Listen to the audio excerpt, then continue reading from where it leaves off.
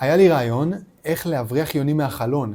זה בעצם מצלמה עם Object Detection שאימנתי אותה לזהות יונה, ביחד עם רובה מים, שפריצר.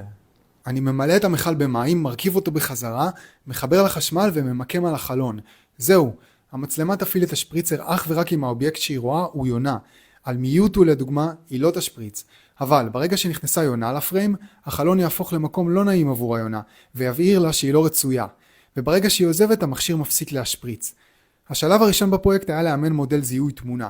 השתמשתי ב-ESP32 CAM בתור מצלמת רשת. עבדתי עם בובה של יונה בתור התחלה, לפני שאשבור את הראש איך לאמן מודל על יונה אמיתית, כי זה מצריך לצלם המון תמונות של יונה בזוויות ומרחקים שונים. את התמונות העליתי ל-Edge Impulse. בפלטפורמה הזאת מתייגים ידנית את האובייקט בכל תמונה, ו-Edge Impulse מייצר ספריית קוד שמזהה אובייקטים. אחר כך אספתי את כל רכיבי האלקטרוניקה בפרויקט, מידלתי אותם בתלת ממד ועל בסיס זה הצבתי את חלקי הפלסטיק והדפסתי בתלת ממד. זה הכרטיס האלקטרוני אחרי שהלחמתי את המעגל ומה שנשאר זה להרכיב את כל החלקים.